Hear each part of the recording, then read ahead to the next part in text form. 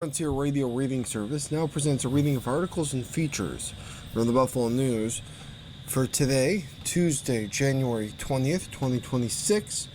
Your reader for this hour is Nick.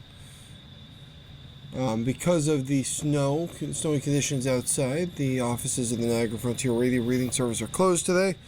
We will be reading the Buffalo News and the USA Today and the ads from home. As we were off yesterday, so we were also unable to get certain things done. But we're going to start our news reading as usual with the weather. Western New York forecast today: some sun, then clouds today with a few flurries, brisk and bitterly cold. Bitter cold, be sure to wear layers. High of 16, periods of snow tonight, accumulating 3 to 6 inches, low of 13. Not as cold, flurries tomorrow morning, then a little snow, high of 33. Road conditions are iffy today. If you have to go out, please be careful. The national high is in Brownsville, Texas at 73 degrees. And the national low is in International Falls, Minnesota at negative 21 degrees. In the Snow Derby, Buffalo is gaining on Anchorage. Season to date, we are at 44 inches of snow. Month to date is 9.3 inches. Anchorage is just beating us in the season to date at 45.2 inches. But we're beating out Denver, Minneapolis, and Chicago. Nearly doubling Chicago and almost 5 times the amount Denver has gotten this season. This upcoming Sunday is the first half moon in the lunar cycle. Sunrise today is at 7:41 a.m. Sunset tonight is at 5:13 p.m. And we're going to move now to our front page stories. And the big story of the day to lead us out is in Stunner, Bills fire McDermott. Playoff losses weigh heavily despite success in regular season. This is written by Jay Skursky, the news sports reporter. Frustrated by yet another playoff disappointment, the Buffalo Bills made a massive, stunning change at the top of their football structure Monday, firing coach Sean McDermott after a 9-year tenure that was marked by the longest run of sustained success since the franchise's Super Bowl era, but also McDermott's inability to lead the Bills back to the pro football's pinnacle. McDermott leaves Orchard Park with a 98-50 regular season record, 7 consecutive 10-win seasons, 8 playoff berths, and 2 trips to the AFC Championship game. The Bills, however, failed to reach the Super Bowl with McDermott and franchise quarterback Josh Allen, who will turn 30 before next season begins. General Manager Brandon Beane, hired just a few months after McDermott in 2017, will not only stay with the organization, he has been promoted to President of Football Operations and General Manager.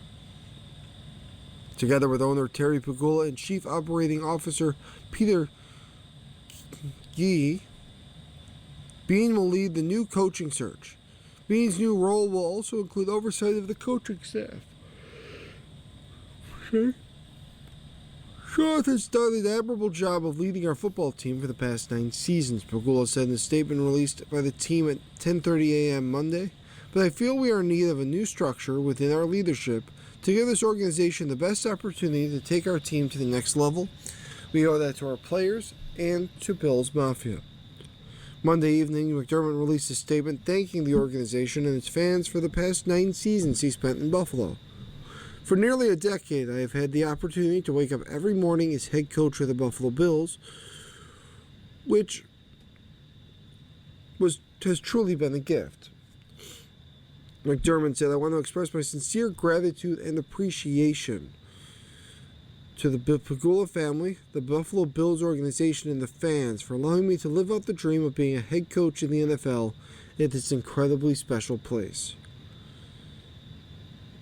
I am proud and humbled to have worked alongside amazing staff and players as we shared life together and poured our hearts and souls into both winning football games and making a positive impact on our community. The move comes 2 days after the Bills' season ended in the divisional round with the AFC playoffs with a 33-30 overtime loss to the Denver Broncos, the sixth straight year in which the Bills reached the divisional round. Over that time, however, the team has made just 2 trips to the AFC title game, losing each time to the Kansas City Chiefs. The Bills are the first NFL team in history to win at least one game in the postseason for 6 straight years, but failed to reach the Super Bowl during the same stretch. With each passing year of playoff disappointment, the feeling grew that Allen's prime was being wasted. Allen, 29, won the league's MVP award after the 2024 season and just finished his 8th season. The Bills had some heartbreaking close-call playoff losses under McDermott. At the top of that list is the 13 seconds loss to the Chiefs in the divisional round of the 2021 postseason, a game in which Allen gave one of the all-time great playoff performances, going 27 of 37 for 329 yards and 4 touchdowns, giving the Bills a 3-point lead with 13 seconds left in the fourth quarter. The defense, however, couldn't hold it, playing a soft zone coverage that allowed Patrick Mahomes and company to get into position for a tying field goal. The Chiefs then got the ball in overtime and drove for a game-winning touchdown without Allen ever seeing the ball again. The stain of that loss and the defense's continued failures to come through in the postseason no doubt contributed to McDermott's demise. Hired based on his success in 6 years as the Carolina Panthers' defensive coordinator, McDermott's defenses simply failed to get it done often enough in the playoffs in Buffalo. Over the past 6 seasons, the Bills have allowed on average 33 points in their playoff losses, giving up at least 27 points in all of them. Nevertheless, moving on from him qualifies as a stunning decision by Pegula. McDermott changed the direction of a franchise that before his arrival was an NFL laughingstock. The Bills missed the playoffs for 17 straight years, the longest such drought in North American professional sports, at the time of McDermott's arrival. Pegula, who took over ownership of the team in 2014, had his first head coach, Doug Marrone, quit. He hired Rex Ryan to replace him, then fired Ryan less than two full years into the job. In the 10 years before McDermott arrived, the team finished last in the AFC East 6 times and had just one winning season. McDermott immediately set a new course. He had a deep appreciation and respect for the Bills' history. Along the way, he championed Buffalo like no coach had done for years. I want to win the Super Bowl and the World Championship. That's what's important to me.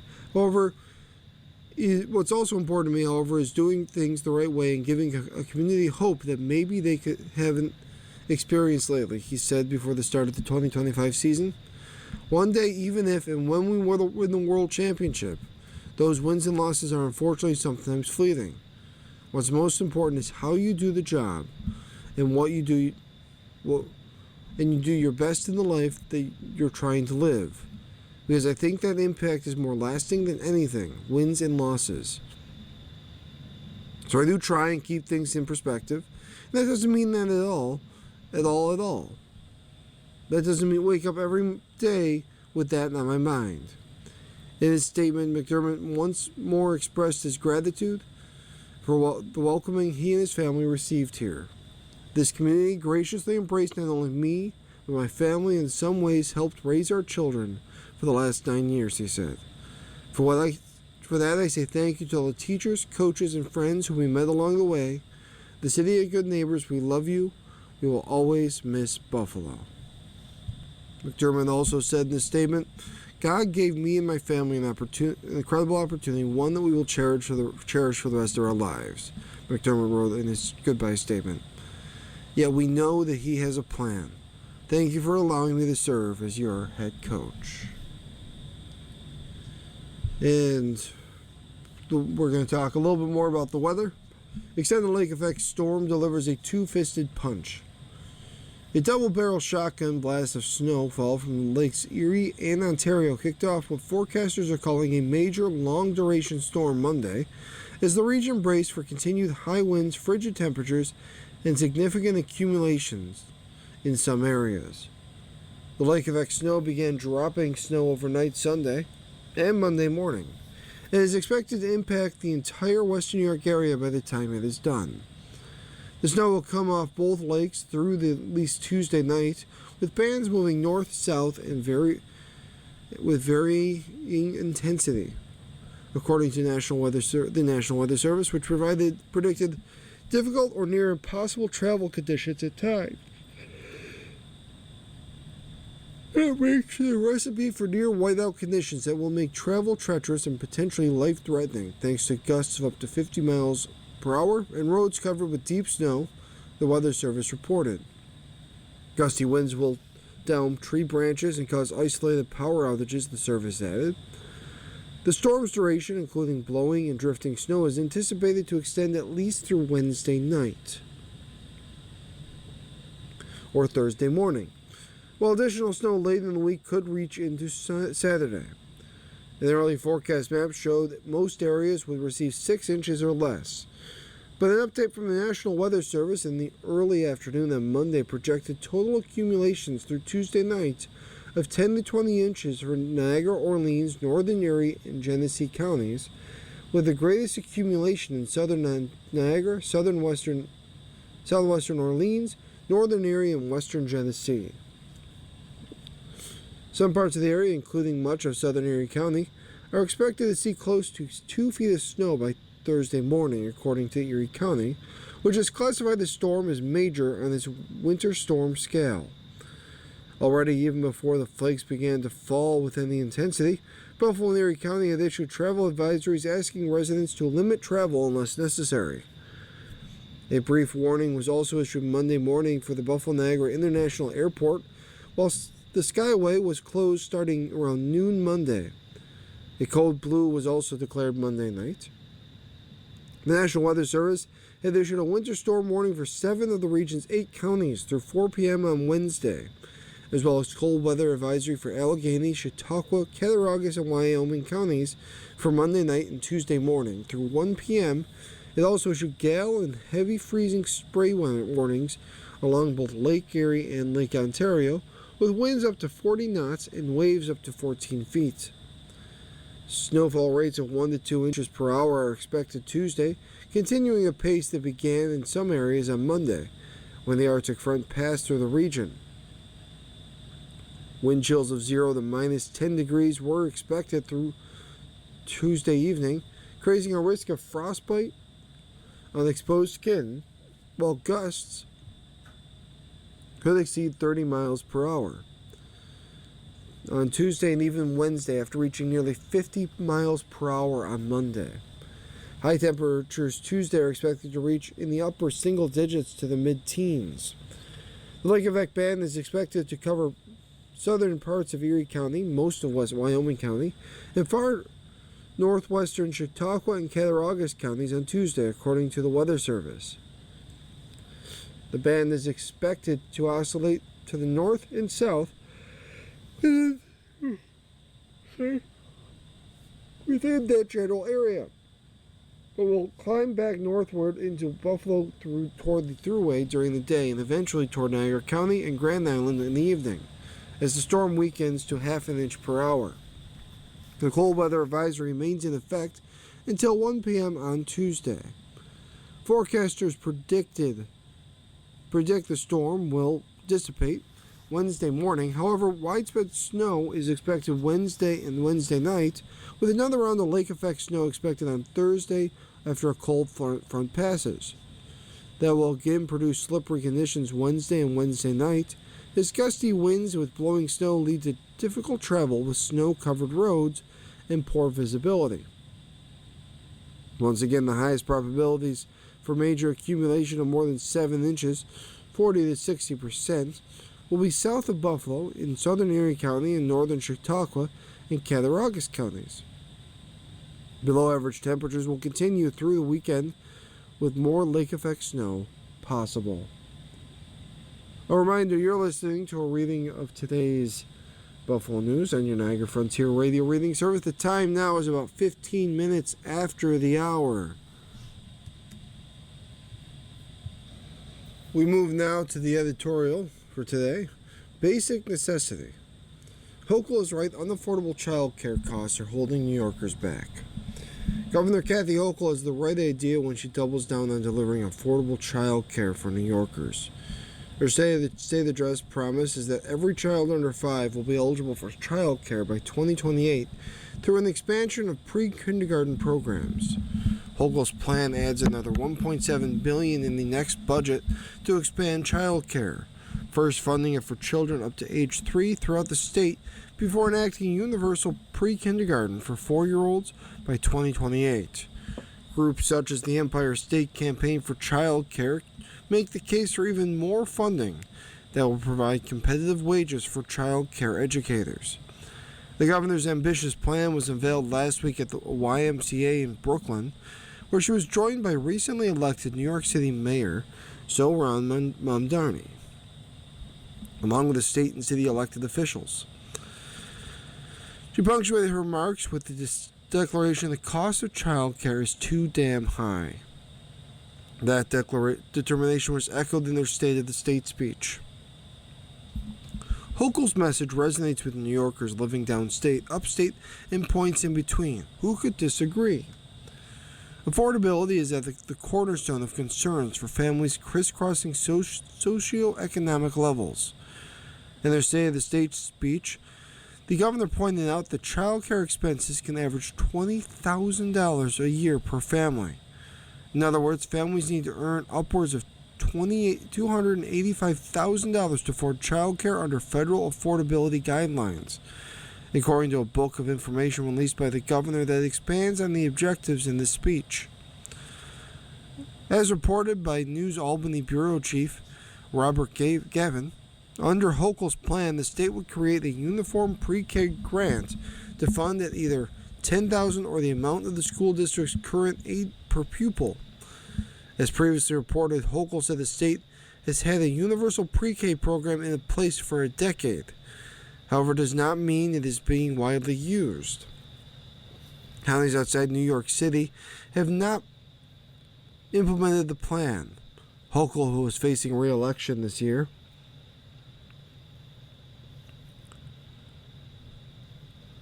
wants to add funds to the state's Child Care Assistance Program, or CCPA, which gives vouchers to low-income families in need of child care. Given the urgent need, state legislatures would be wise to approve the governor's funding requests, which involve existing state funds. Moreover, lawmakers should work in bipartisan fashion to ensure that the expanded program exists decades into the future. It comes at a time when President Trump is, as Hochul put it, at war with kids, and penalized Democratic states by freezing around $10 billion in federal funding for child care and family assistance programs to 5 Democratic-led states, including New York.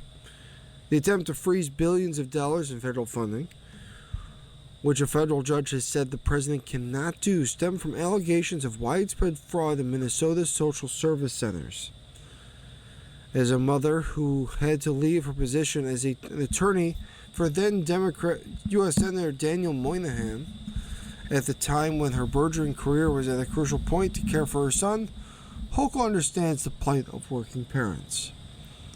The Buffalo native has lived this experience and realizes the power of her pledge to improve the lives of New Yorkers who might otherwise struggle to pay for child care.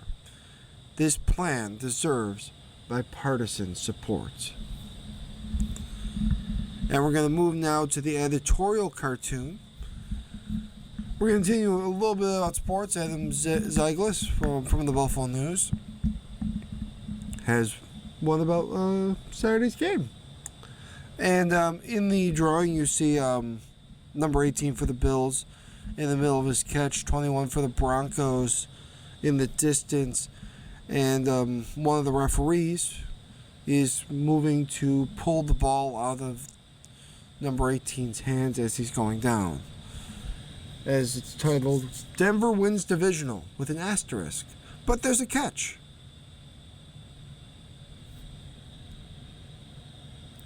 In our syndicated columnist, cartoon. I believe this is from Stieglitz. I don't know who that is offhand. From the Creator Syndicate. It's a drawing of an action figure of sorts. We see an LA Dodger, beard, baseball mitt, bat. And it says the $60 million man, Kyle Tucker, with the LA Dodgers. Bionic eye, bionic arm. And this is about Kyle Tucker of the LA Dodgers, who agreed to a $4-year, $240 million deal. Yeah, I can see him being the $60 million man. At that price, I would also be the $60 million man. I think everyone else would also. Well, not just statistically, but I would accept that offer in a heartbeat. We're going to move now to one of our syndicated columns. This is from Gautam Mukunda. He is from the Bloomberg Opinion. CEOs staying silent should no longer be seen as an option. This week, the Trump administration threatened a two-front war, with one against America's allies, another against its own central bank.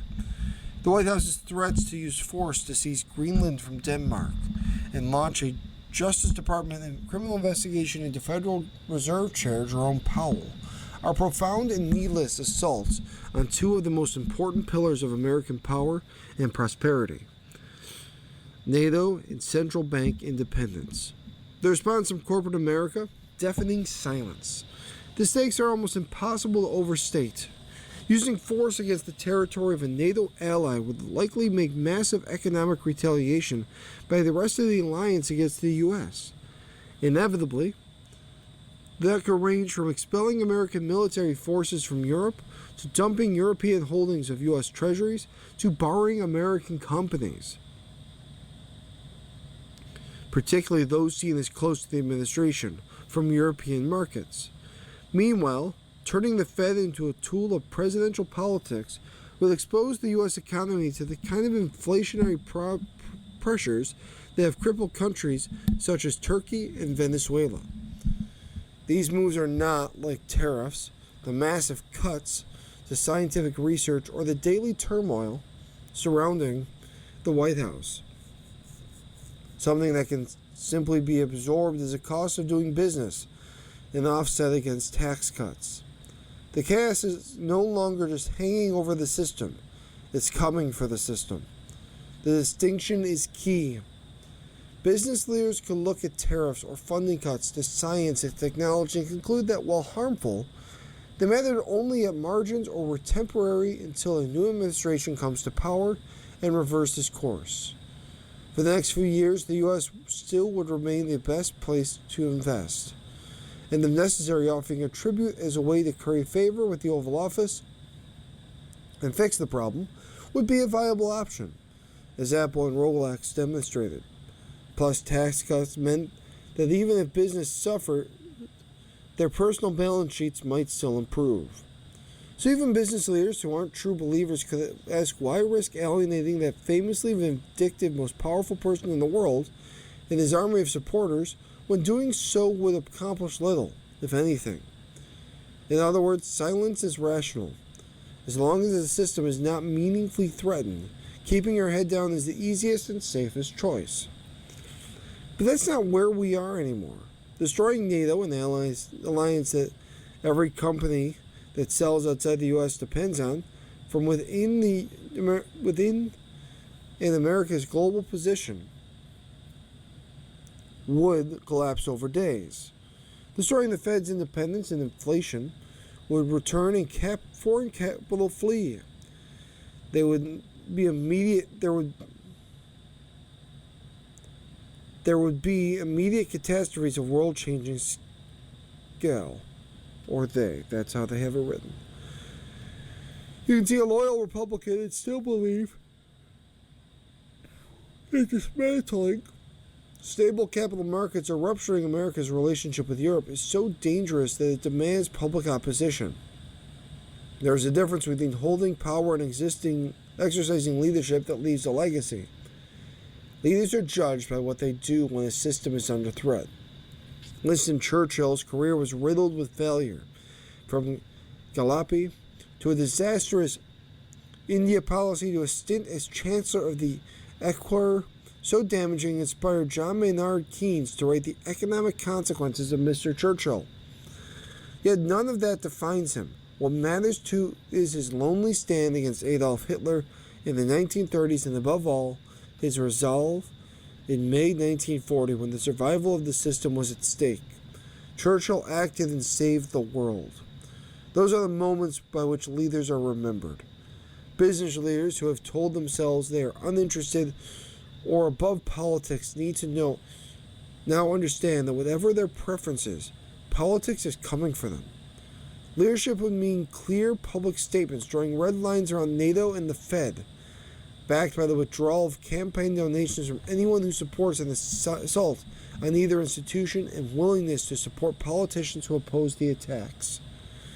Although most CEOs likely fear the cost of taking a stand, there are those who have such extraordinary stature they could safely challenge these actions and have not tied themselves to either the administration or the Democratic opposition so closely that they have neither lost their credibility with either other business leaders nor much of the public.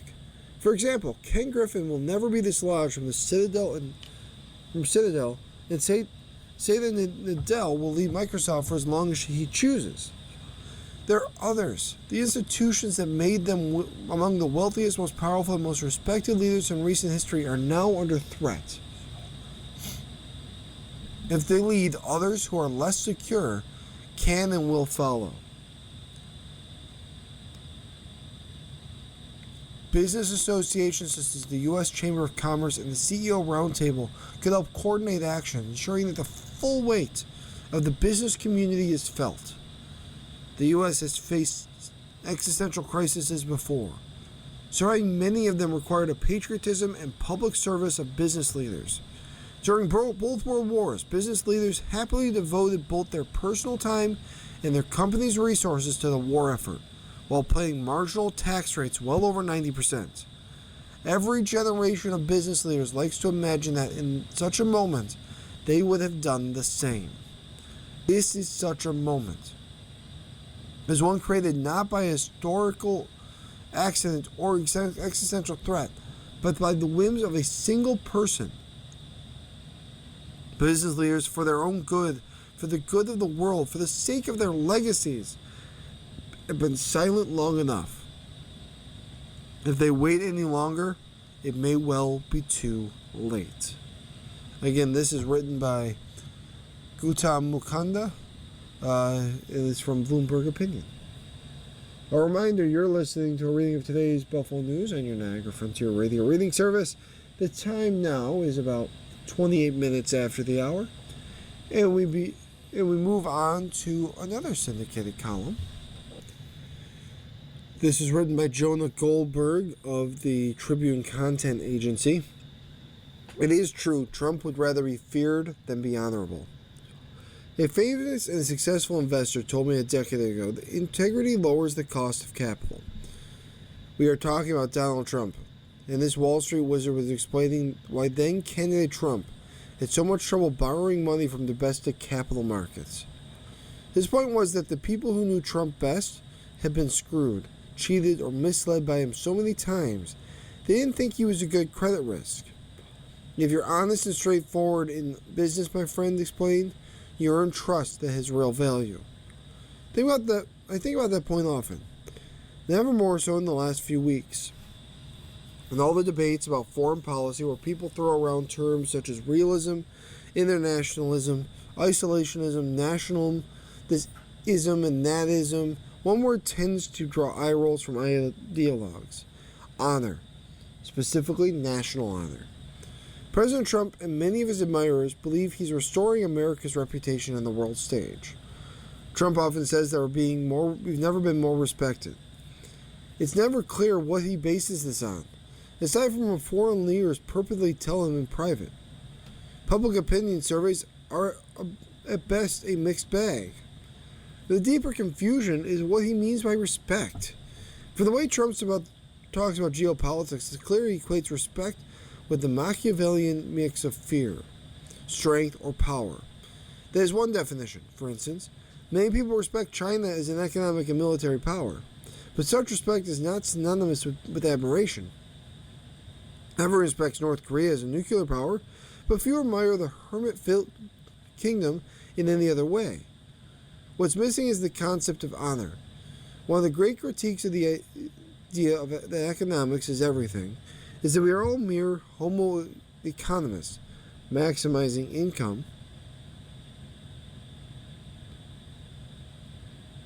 to the exclusion of all else. It's what people value above all other things: love, family, morality, integrity, faith, and yes, honor. Trump's theory of geopolitics could be described as patria economicus. It's kind of realism that states the nation state should do whatever it can to get the best deals for itself or the homo economicus in chief. That seems to be what Trump's getting at when he says that the only thing that can contain him on the international stage is my own morality, my own mind. It's the only thing that can stop me. His aide, Stephen Miller, insists that the real world is governed by strength. It's governed by force. It's governed by power. These are the iron laws of the world, according to this logic. We can take Greenland from Denmark and the Greenlanders themselves because we can. The only question is whether it will be the easy way or the hard way, as Trump recently said. We should acknowledge the truth of this, put aside questions of logic, the Constitution, or policy. It's true we could take Greenland militarily, gangster style. It's also true I can take a gun and rob my friends. Again, legality aside, the question is, would that be honorable? In Trump's terms, the seizure of Greenland would make us more successful. More respected, sorry. But that would not make us more honored. We would be betraying our allies and ideals. And not just Denmark, but all of NATO by breaking our word. For what? Territory? Territory we have every right to use by treaty already? Why would we be prouder of our military once it became an instrument of mercenary conquest? It is an America that honors its commitment, it has allies who honor theirs. An America that betrays her commitment but by force or the threat of force will find the cost of political capital exorbitantly expensive at the earliest opportunity. The administration reads the Monroe Doctrine as a warrant for the president to do as he likes on his turf. And in Trump's mind, Greenland is ours. That is not how President James Monroe saw things. Monroe declared national honor is national property of the highest value. The sentiment in the mind of every citizen is national strength. It ought therefore to be cherished. Most Americans are right to want their country to be powerful, but they should also want our country to be good. Aristotle believed that true honor is reserved not just for the power or glory but virtue. Those who prize virtue will find little comfort in Trump's assurance that he is only constrained by his own morality. And again, this is from Jonah Goldberg from the Tribune Content Agency. And we're going to move to another voice. This is written by Andrew Ludwig, a retired math teacher who works as a substitute teacher in Chautauqua County. Mathematical logic can fight polarization. When I was in grad school at St. Bonaventure studying to become a school district leader, one of my professors told the class that math teachers to make the best school administrators because of their problem-solving abilities and their analytical skills. Of this course, this professor, who also worked as a public school administrator, was a former math teacher. As a math teacher myself at the time, his statement made me feel pretty good about my decision to go into public school administration. My mathematics background served me there well during my more than 2 decades. As a math teacher for more than 20 years, I had a canned response to students who would ask, when are we ever going to use this stuff? Studying math teaches attention to detail and problem-solving skills, as well as analytical and reasoning skills. All are applicable to everyday life. Studying math changes brains for the better. Recent events have me wondering, could U.S. students' woeful achievement in math over the last 30-plus years be related to their inability as adults to recognize when elected officials are lying to them? Could adults' lack of mathematical reasoning skills account for some individuals' staunch belief in fake news? Could a lack of analytical skills be the reason why two people can watch the same video of an event and draw diametrically opposed conclusions about what they viewed? Mathematical logic is a core branch of math that formalizes reasoning while exploring deduction and truth. Perhaps the study of logic could help individuals recognize and correct untrue statements and heal the political divide in this country. The mathematical negation of the untrue statements, all Democrats are wrong, is not all Democrats are right. The negation is some Democrats are right and some Democrats are wrong. The mathematical negation of the untrue statement, all the Republicans are bad, is some Republicans are bad and some Republicans are good. The negation of the untrue statement, Democrats and Republicans have nothing in common, is Democrats and Republicans have some things in common. And I believe that the people in this country have much more in common with each other than the issues that divide us. Math proves it. And again, this is written by Andrew Ludwig, who's a retired math teacher who works as a substitute teacher in Chautauqua County. We're over to a couple national stories that have a little business and health connections, because there is no specific business section today. How a Florida charity spent $10 million is drawing scrutiny. Weeks after the administration of Florida Governor Ron DeSantis steered $10 million from a legal Medicaid settlement to a charity spearheaded by the state's First Lady, the Hope Florida Foundation gave $5 million apiece to two separate organizations that gave millions to a political committee waging an anti-marijuana campaign championed by the governor.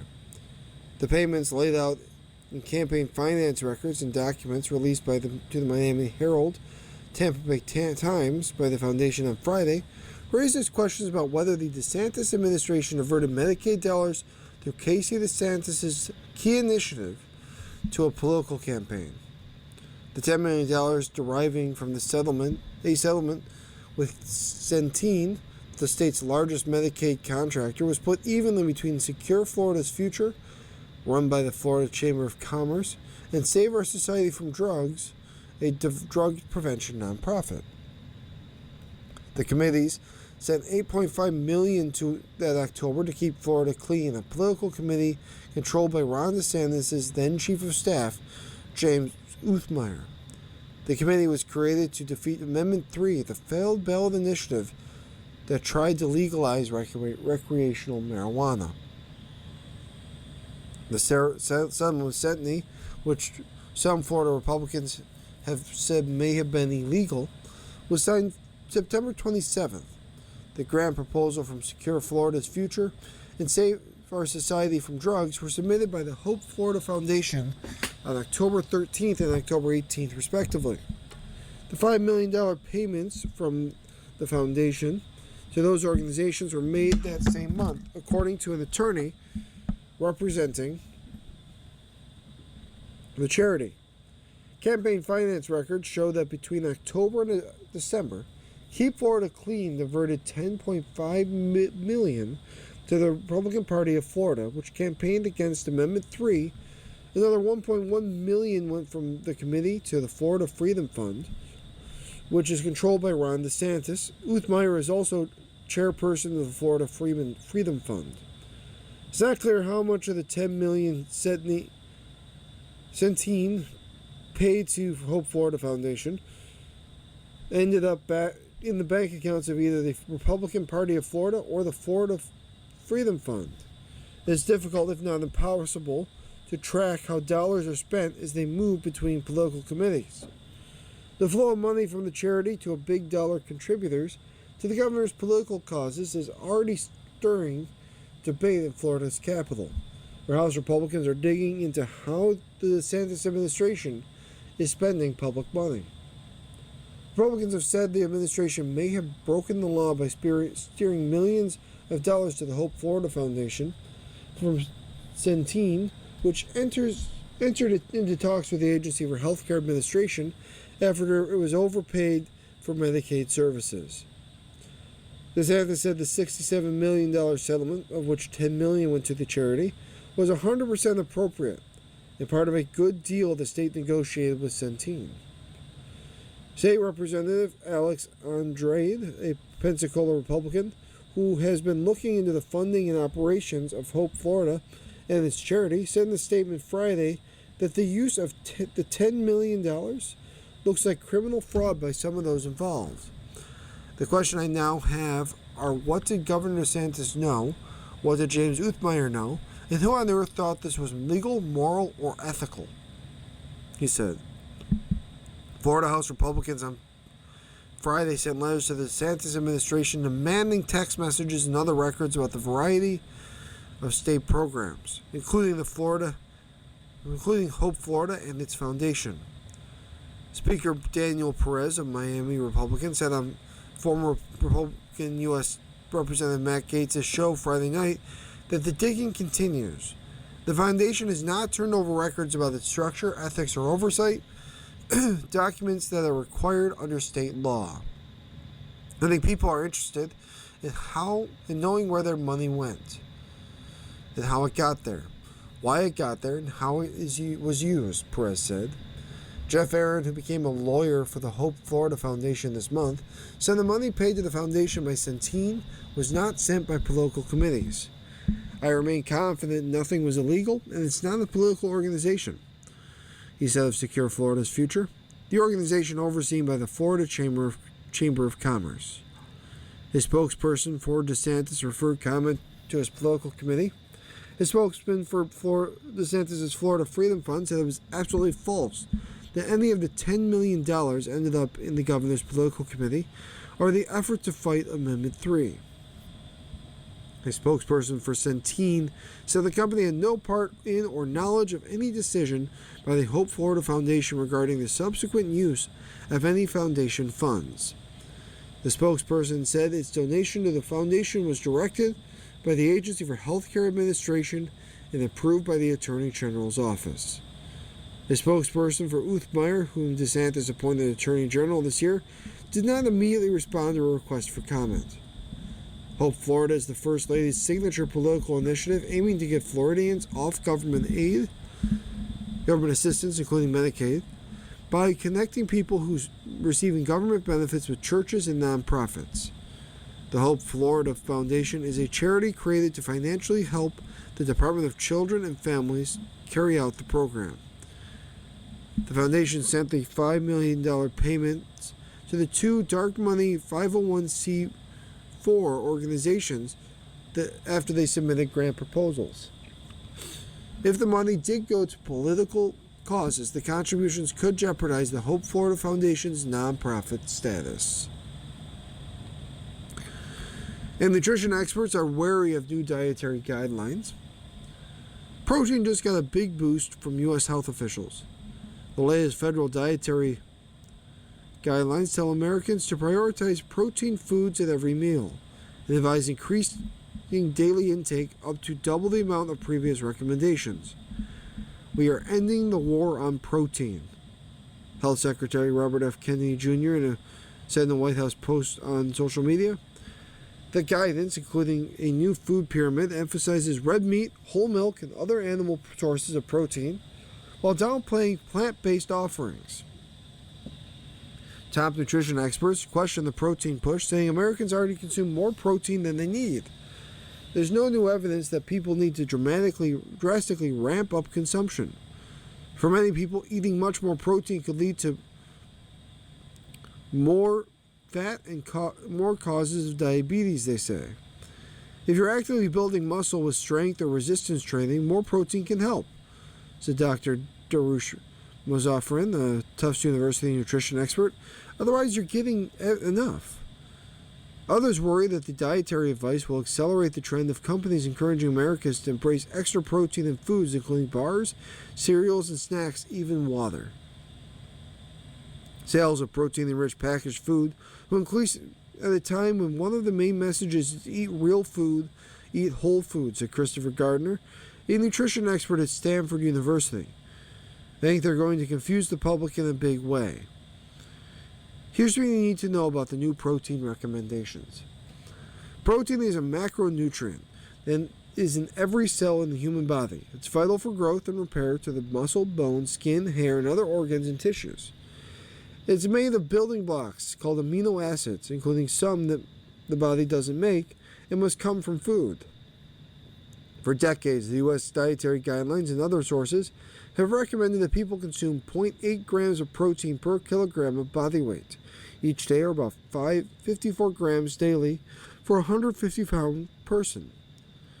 The new recommendation advises people to consume 1.2 to 1.6 grams of protein per kilogram of body weight, up to double the previous advice. The guidance say adults should consume at least 100 grams of protein per day, with half or more coming from animal sources. The average adult man already consumes about 100 grams of protein a day, or twice the old recommendation. The previous protein recommendations were calculated to prevent a nutrition deficiency. According to a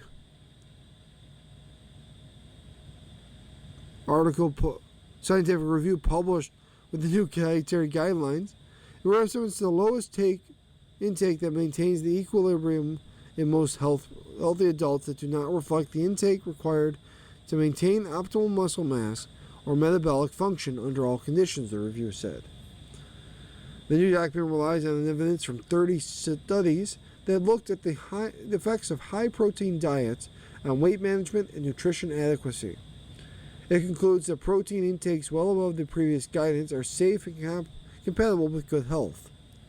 Nutrition experts know that trials focusing on weight reduction aren't typically used to make dietary recommendations for the general population.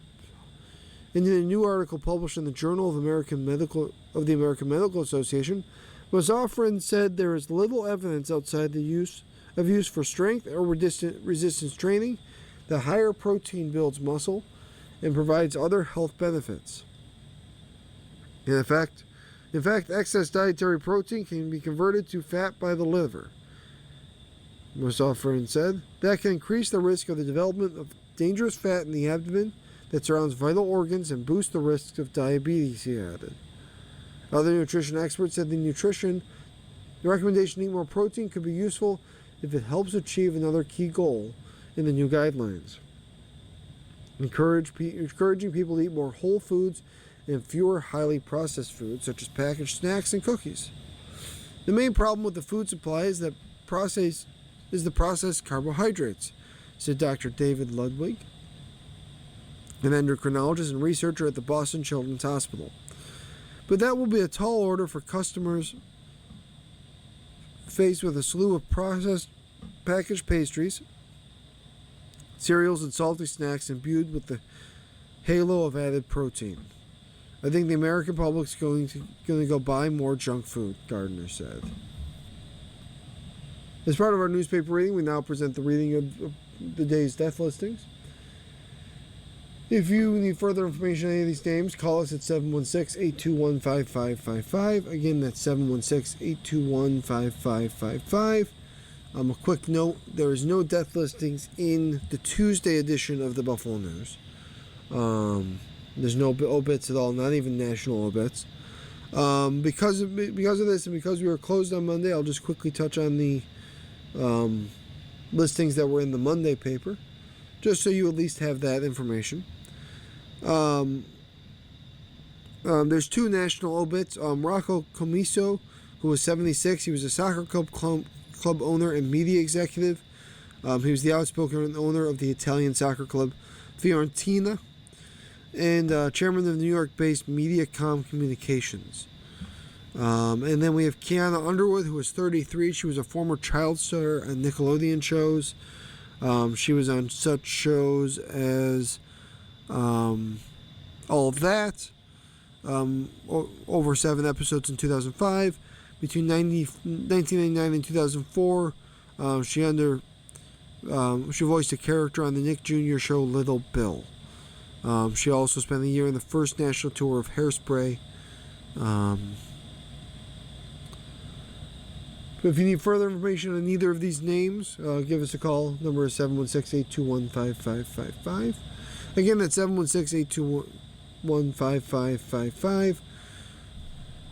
We're going to move over to a slightly lighter note with today's horoscopes, or as they're now called, the Royal Stars by Georgia Nichols. Happy birthday for Tuesday, January 20, 2026. You're charming, confident, and energetic. Your intellectual interests help you solve problems. You're sensitive to the feelings of others. This is the year to create solid foundations both physically and internally. The stars show the kind of day you'll have. It's 5 for dynamic, 4 for positive, 3 for average, 2 for so-so, and 1 is a difficult day. A reminder, all of these astrological forecasts are read for entertainment purposes only. They have no reliable basis in facts unless they sound good to you. Aries, March 21st, April 19th. It's 4 stars. Discuss with parents, bosses, and authority figures. Discussions, will go well today. Others see you as persevering, contentious, and dogged in your attempt to get things done. Tonight, privacy. Taurus, April 20th to May 20th. It's 4 stars. Today we'll have the patience to handle the details required to make travel plans or to continue the travel. Tonight, friendships. Gemini, May 21st to June 20th. It's 4 stars. Despite your desires to get away from all this and do something different, this is actually a good day to tackle boring red tape details. Tonight, you're noticed. Cancer, June 21st to July 22nd. It's 3 stars. Today, you might need to share your grievances with a close friend, partner, or spouse, especially about shared expenses and the division of labor. Tonight, explore. Leo is 4 stars, and Leo is from July 23rd to August 22nd. You can get a terrific amount done today because you're pumped to achieve something. You have the drive, energy, perseverance, and ability to follow through on details. Tonight, check your finances. Virgo, August 23rd to September 22nd. It's 4 stars. Today is a productive day. Not only are you keen to work, many of you will make headway if you're doing anything that requires honing a skill. Tonight, cooperate. Libra, September 23rd to October 22nd. 4 stars. You feel friendly, sociable, and eager to explore entertaining diversions. Sports events and fun activities with kids will be excellent choices. Tonight, get organized. Scorpio, October 23rd to November 21st. 3 stars. Your communication skills are great today, which is why this is a good day to state your case and defend your ideas. Tonight, socialize. Sagittarius, November 22nd to December 21st. It's 4 stars. We will work to boost your income today. Or you will work to boost your income today. Which is why you're making lists and noticing every detail necessary to enhance your good fortune. Tonight, relax. Capricorn, December 22nd to January 19th. 4 stars. This is a productive day because Mars is in your sign dancing with Saturn. Whatever you do, you will do with diligence and patience. Tonight, lively conversations.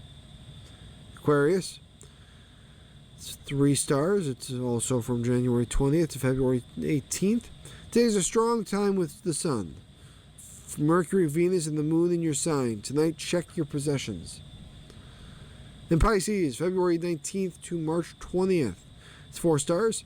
If you are competing with someone or you need to rouse your troops, you're in the position to do so today. We will work assiduously to achieve your goals. Tonight, you win. A reminder, astrological forecasts have no reliable basis in fact. They are for entertainment purposes only unless they sound really good, in which case, you do you. We're going to turn now to today in history. On this date, in 1841, the island of Hong Kong was ceded by China to Great Britain.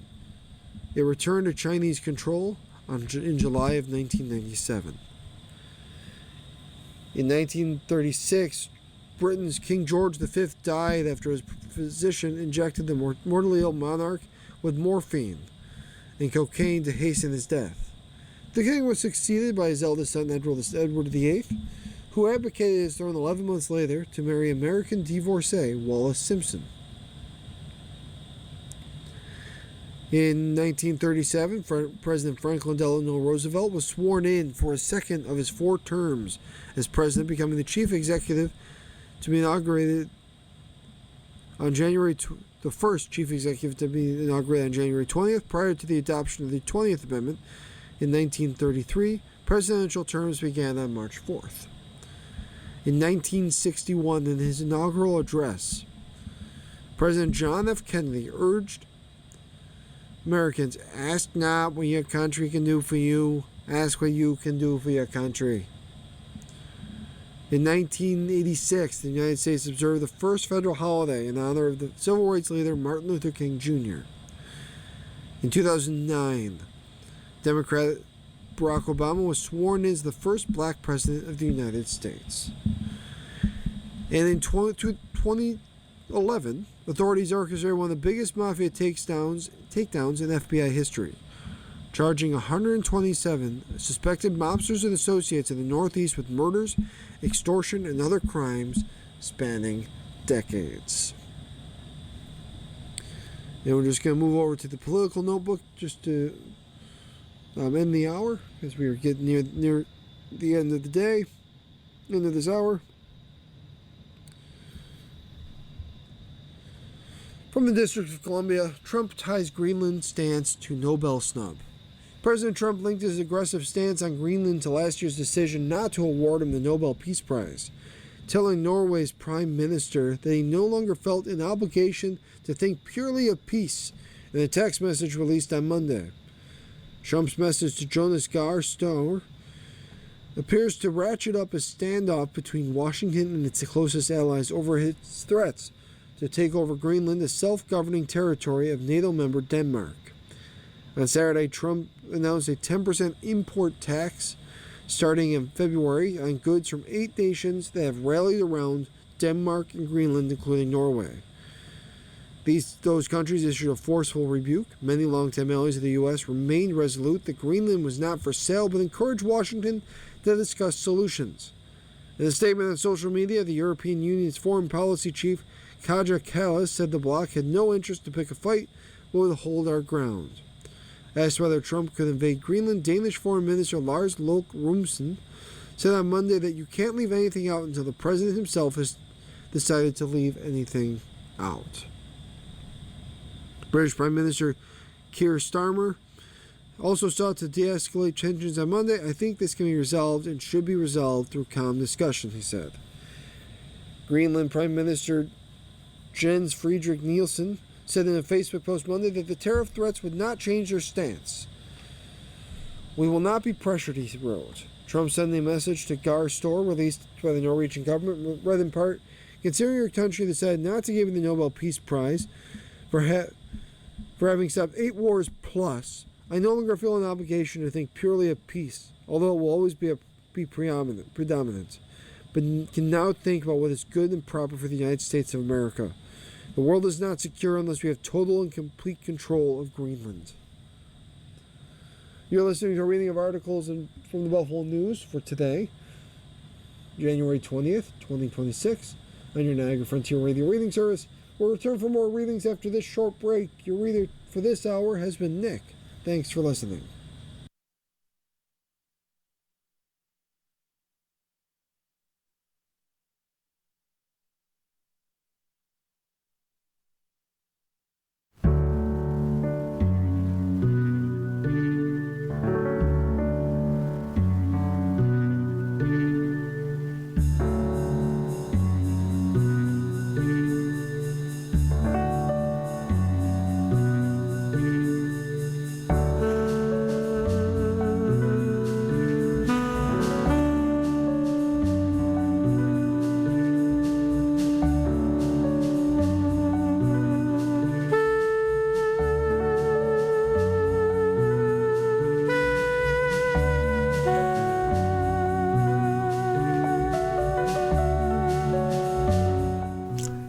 Good morning.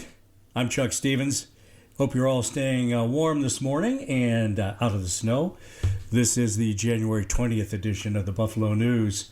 In local news, an overabundance of grapes harvested in western New York will be purchased by the federal government and given to people who use supplemental food programs. The U.S. Department of Agriculture will spend $20 million on surplus Concord grape juice, according to Representative Nick Langworthy, a Republican whose 23rd congressional district is dotted with vineyards along the Lake Erie Concord grape belt. Now, the purchase will help ease the burden for local farmers to find more buyers for extra grape juice. It will also provide grape juice to people who use government-supported food assistance programs. It's a great thing, said Tyler Gordon, general manager of Growers Co-op, a cooperative of more than 70 local grape farmers. We're very grateful that the government has stepped up to listen to the need that we have. This will help not only growers, but a lot of suppliers with being able to have that extra buy that would not have been there typically. In grape country, farmers often sell their grapes to a cooperative. The cooperative processes the grapes and turns them into grape juice concentrate, which they sell to clients all over the world. For example, the demand for Concord grape juice is growing in China and Canada and among companies that make prebiotic soda. Cooperatives will bid competitively for the U.S. Department of Agriculture to spend some of the $20 million on their grape juice. Though demand for grape juice is growing in some markets, overall demand has not kept up with supply. There is still grape juice left over from 2024's crop that needs to be sold. The grape industry saw a drop in demand from once reliable clients, such as the wine industry, as trends shift toward non-alcoholic drinks and canned cocktails.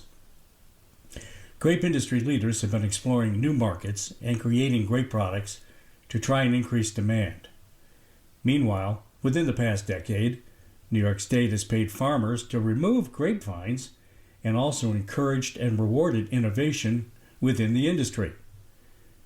Langworthy successfully lobbied for the Agriculture Department to buy surplus grape juice both now and in 2024, when the government bought $45 million worth of excess grape juice. USDA bonus purchases have historically been an effective tool to stabilize agricultural markets, said Langworthy in a news release. Current conditions made this an ideal time for action. In our next story, the town of Wales appeals to halt a planned retreat house. The town of Wales is appealing the state Supreme Court judge's order in its efforts to prevent a nonprofit organization from using a $1.5 million six-bedroom home on 50 acres as a temporary retreat for individuals and families in crisis.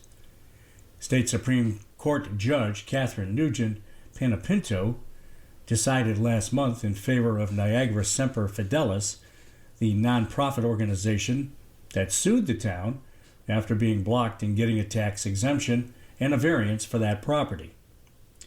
Panepinto ruled that denials by the town board in February and the town zoning board of appeals in April were arbitrary and contrary to law and ordered those moves null and void. She also ordered the town to reconsider Niagara Semper Fidelis' request for a special use permit for 12449 Centerline Road. Frank Jacobson, an attorney for the town, on Wednesday filed a notice of appeal to the Appellate Division for the 4th Judicial Department. We just think that the lower court got it wrong, said Jacobson. Jacobson said higher courts in New York have ruled in favor of towns being able to restrict transient situations, such as the one being proposed by Niagara Semper Fidelis. The concern is that this is a single-family neighborhood where they're trying to open this quote-unquote retreat center, whatever that means, he said. It's essentially a transient situation. It's not a single-family residence. The lawsuit by Niagara Semper Fidelis also asked the judge to declare that the house qualifies as a one-family dwelling under the town code and is permitted use in the agricultural district, not requiring a special use permit or use variance. Panepinto did not issue a ruling on that cause of action. Now, the property includes a 6,588 square foot luxury home with 6 bedrooms and 5 bathrooms, as well as a pond and 50 acres.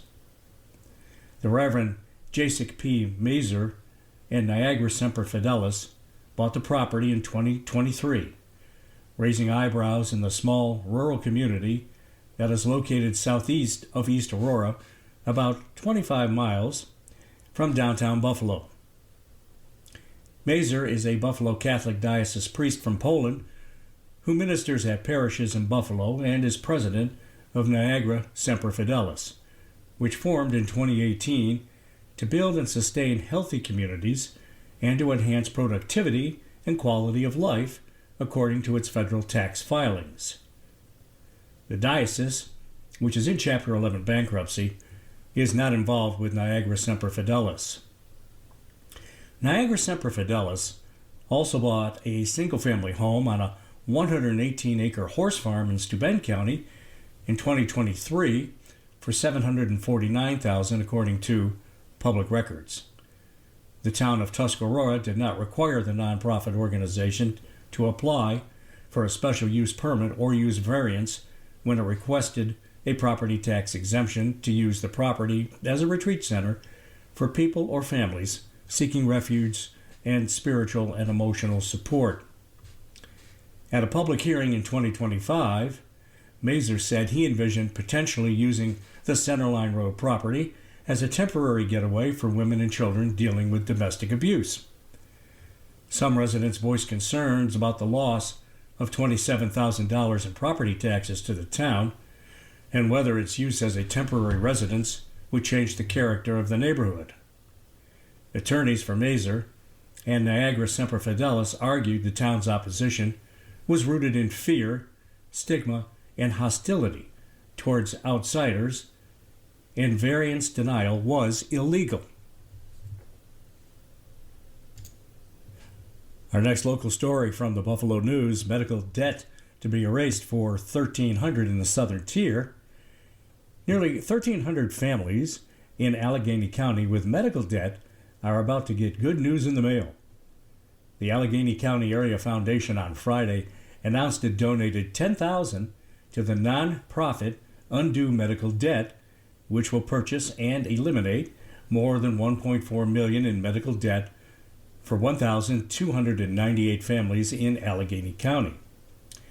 Undo Medical Debt, founded in 2014 as RIP Medical Debt, is a national organization that uses donations to buy debt in large bundles from providers such as hospitals and physician groups, as well as from debt buyers and collection agencies. Through this model, it is able to buy medical debt at steep discounts, with every dollar donated on average erasing $100 of medical debt. Undo Medical Debt relieves medical debt for people who earn at or below 400% of the federal poverty level, or whose medical debt exceeds 5% of their annual income. The effects of medical debt are far-reaching, with more than 100 million people in America saddled with healthcare debt, according to a prior investigation by KFF Health News and NPR. Further, 12% of U.S. adults, or about 31 million Americans, reported borrowing a total of $74 billion over a 12-month period to pay for medical bills for themselves or a household member, according to a Gallup survey released last year. With the Allegheny County Area Foundation donation of $10,000 fueling the elimination of $1,475,163.89 in medical debt, that is a return of more than $147 in abolished medical debt for every dollar donated. With that debt spread over 1,298 families, that equals an average medical debt eliminated of $1,136 per family. There are financial and emotional health implications for those burdened with unpayable medical debt, Allegheny County Area Foundation Executive Director Bruce Campbell said in a statement. ACAF is glad to be in a position to help out many local residents who are dealing with this. The foundation said that eligible families of Allegheny County will be notified of their debt relief by mail with the arrival of an undue medical debt envelope. The foundation said there is no application process, no tax consequences, and no penalties. Letters should go out to the families in about a week, the foundation said. The foundation said it first began talking with Undo 3 years ago. It is the first community foundation in Western New York to work with Undo on medical debt forgiveness, according to Undo. Undo's mission is fueled by neighbors helping neighbors to mend a broken system and create a world where health care never comes at the cost of financial ruin, said Marissa Clemente, Vice President of Undo. The Allegheny County Area Foundation said it made the donation to Undo through its Leadership and Innovation Fund, established by foundation co-founder Jack Carter, to work with organizations on projects that improve the quality of life in Allegheny County. The foundation, established in 1983, had total assets of $16.4 million as of June 30th, according to its annual report. It manages 100 grant and scholarship funds supporting local students and charities. To date, Undue Medical Debt has relieved $25.4 billion in debt for more than 15 million people in the United States. In the Northeast region, which includes New York, Pennsylvania, New Jersey, Connecticut, and Rhode Island, along with Massachusetts, Vermont, New Hampshire, and Maine, Undue has eliminated $2.6 billion in medical debt since 2018. All right, let's take a look at Alan Pergament's column this morning. Doka Yupel's debut fails to give CBS much of a boost. The much talked about inaugural week of the CBS Evening News with Tony Doka Yupel at 6:30 p.m. didn't go over that well locally or nationally. It finished second locally in its time slot with a 5.7 rating on Channel 4. NBC Nightly News with Tom Lamas was number 1 with a 7.5 rating, and ABC's World News Tonight with David Muir was number 3 with a 5.1 rating. Now, one rating point in Western New York is equivalent to 6,370 households. Notably, Muir's newscast gained 1.9 points from the lead-in from ABC affiliate WKBW-TV Channel 7, and Lamas' newscast dipped only 0.2 points from its Channel 2 lead-in. Doka Yupel's newscast dropped 1.2 points from the lead-in it was given by Channel 4. For further comparison, Lamas' newscast grew the most from its November sweeps average of a 6.3 rating. The CBS newscast, now anchored by Doka Yupel, grew slightly to a 5.7 rating, and Muir's newscast dropped 0.1% from a 5.2 rating. The Doka Yupel local gain from November really isn't that much when you consider that his opening night ratings were expected to be higher than usual by gaining viewers curious about the newcomer. His opening newscast had a 7.4 rating on Channel 4 and dropped to a 4.7 rating on Tuesday and a 4.6 on Wednesday, before recovering to a 5.8 rating on Thursday and a 5.9 rating on Friday. According to the trade publication Variety, the Doka Yupel anchored newscast averaged 4.166 million total viewers nationally, down 23% from the same week a year ago. Doka Yupel's newscast was deep in third place, behind ABC's World News Tonight and NBC's Nightly News, which averaged about 8.1 million and about 6.73 million viewers respectively. The CBS Evening News has been in third place for decades through multiple anchor changes, which illustrates how difficult it will be for Doka Yupel to change things. You're listening to a reading of the Buffalo News, the January 20th edition. I'm Chuck Stevens. Thanks for joining us. We'll check in on sports and take a look at the Buffalo Sabres. The Sabres stumbled to begin a road trip. Carolina's win means Buffalo's two-game losing streak is the first of 2026. So for the first time in over a month, the Buffalo Sabres are on a losing streak. Seth Jarvis's power play goal at 2:10 of the third period snapped a tie, and the Carolina Hurricanes went on to beat our Sabres 2-1 in a Monday matinee in Lenovo Center. The Sabres, who fell in overtime to Minnesota on Saturday in the KeyBank Center, had not dropped consecutive games since falling to Philadelphia, Winnipeg, and Calgary from December 3rd through the 8th. Their overtime win December 9th in Edmonton opened a 10-game win streak that had morphed into a 15-2-1 run heading into Monday's play. Buffalo is 0-11-2 in the last 13 games at Carolina, so not a friendly place for us to play, which is now the longest active winless streak for an NHL team in another club's rink. With Owen Power in the penalty box for tripping, it took just 7 seconds for Carolina to snap a 1-1 tie. Sebastian Aho, who assisted on both Kane's goals, fed Jarvis to the left of UPL, and the Buffalo goalie made the first save, but could not stop the rebound as Jarvis beat Alex Tuch to the spot. Carolina goalie Brandon Bussi needed to make just 17 saves to improve to 18-3-1, but several had a high degree of difficulty. Bussi stymied the Sabres in the second period with a save of the season candidate on Sabres center Tage Thompson, who was named the NHL's first star of the week earlier in the day. With the Sabres on a power play, they quickly turned over puck possession in the Carolina zone as Thompson and Jason Zucker had the net to themselves with a 2-0 break. Thompson passed to Zucker at Bussi's left and burst to the net, taking a return pass and seemingly having his 26th goal of the season on his stick. But Thompson one-timed the puck directly into Bussi's glove hand, looking into the rafters in amazement as the sellout crowd of 18,299 roared its approval. Bussi robbed Thompson twice more in the final 20 seconds, with the Sabres pressing for a tying goal.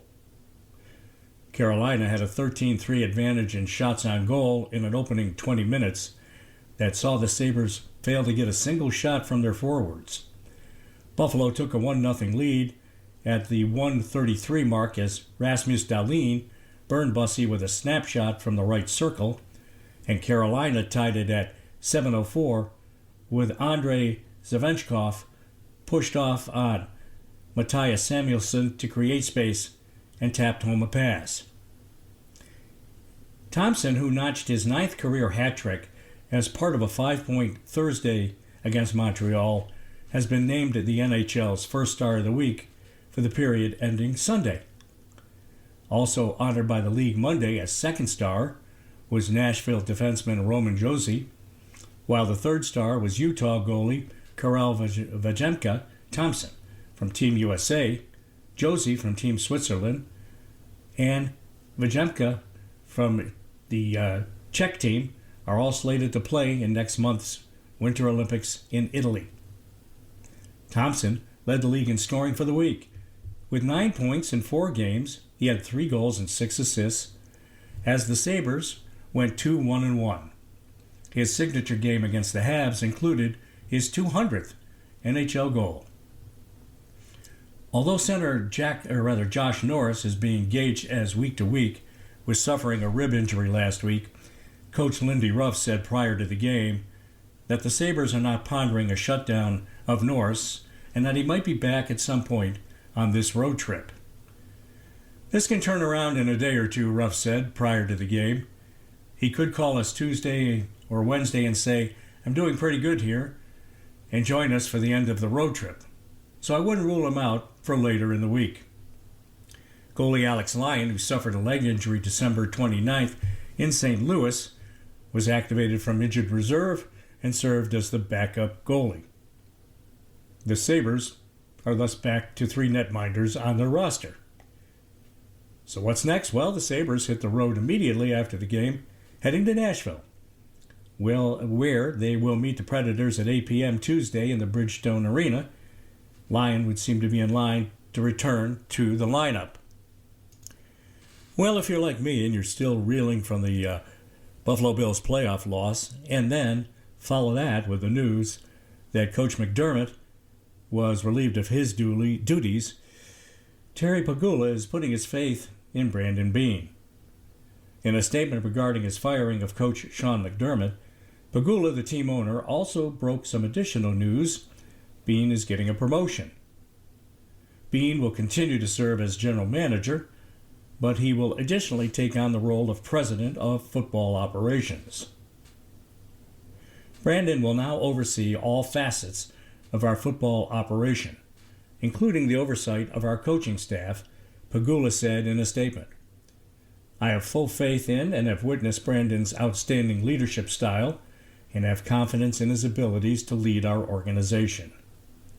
In other words, when it came to placing his trust in one or the other, Pegula made the call to not only give up on McDermott, but go all in on Beane, the 49-year-old North Carolina native who joined the franchise just a few months after McDermott took over.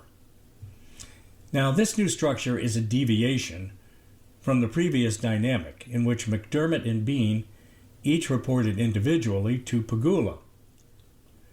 The owner's statement also shared that Beane will be leading the search for a new head coach and will be working directly with Pegula and Pete Guelli, who will now serve as president of business operations during the interview and hiring process. Beane was first hired by the Bills in May of 2017, shortly after the NFL draft. Beane and McDermott previously worked together with the Carolina Panthers. Beane had worked his way up the ladder in the Panthers front office, starting there as an intern.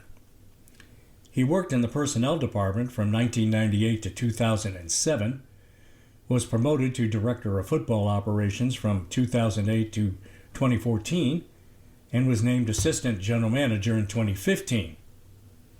3 years ago, Beane and McDermott both were extended through 2027, tying their contract to the same timeline. Now Beane will proceed without McDermott. Beane's first draft pick as general manager of the Bills was quarterback Josh Allen, a clear home run that has set the direction for his tenure. In drafts, his office has done well in finding late-round gems, but some of his early-round picks have not panned out. Most notably, 2022 first-round cornerback Kaiir Elam, who rarely cracked the starting lineup and ultimately went to Dallas in a trade last year. Free agency has been up and down as well. The Bills have made several attempts to upgrade their wide receiver position, but Curtis Samuel, Elijah Moore, and Joshua Palmer were all disappointments the past 2 seasons. As a result, Beane had to make mid-season deals for veterans like Amari Cooper, who had 297 yards and 2 touchdowns in 2024, and Brandon Cooks, 114 yards and 5 regular season games this season. The Bills' defensive depth was questioned as well. Even if the team entered the playoffs with 8 defenders on injured reserve, in addition to 2 starters, linebacker Terrell Bernard and cornerback Maxwell Harrison, who couldn't play in the postseason. Although Beane could not have predicted the injuries, his attempt to bring in cornerback Darius Slay was a disaster. The Bills had to cut veteran backup Jamarcus Ingram, then Slay declined to report for duty. As a result, the Bills were even thinner at corner, a weakness that cost them in their 33-30 loss at Denver in the divisional round of the AFC playoffs. Replacement defensive backs Darnell Savage and Dane Jackson both gave up touchdown passes. It was the latest devastating loss for a team that had made the divisional round 6 straight times under McDermott. Now, Beane must retool the Bills' defense, find weapons for Allen on offense, do it all with limited salary cap space, and lead a coaching search as well. So, in a related story, who's out there to take McDermott's place? Well, Daboll and Bills Brady are likely coaching candidates. The Buffalo Bills coaching search is on. Having announced their firing of Sean McDermott on Monday, the team is now on the hunt for a head coach for the first time since 2017. Brandon Beane, promoted Monday to president of football operations, will lead the coaching search. For prospective candidates, the opportunity to coach the Bills and quarterback Josh Allen should be appealing. Here's an early look at some of the probable candidates. Joe Brady, age 36. Internally, the Bills could interview offensive coordinator Joe Brady, who on Sunday completed head coaching interviews with the Baltimore Ravens, the Miami Dolphins, and Las Vegas Raiders, less than 24 hours after the Bills' crushing 33-30 overtime loss to the Denver Broncos in the AFC divisional playoffs. Brady first joined the Bills staff in 2022 as the quarterback's coach. He took over as interim offensive coordinator when Ken Dorsey was fired and was later officially promoted in the role. Then there's Brian Daboll, age 50. Externally, a hot name will be former Bills offensive coordinator Brian Daboll. Daboll, who was fired from his head coaching position with the New York Giants this year, has an excellent relationship with Josh Allen. Daboll oversaw Allen's ascent, and Allen has spoken very highly of Daboll even since Daboll's departure. The offensive-minded Daboll coached the Giants from 2022 to 2025.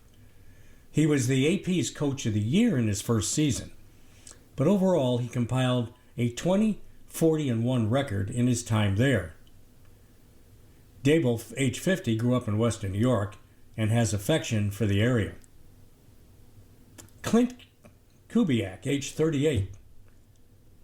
Seattle Seahawks offensive coordinator Clint Kubiak also will merit a look.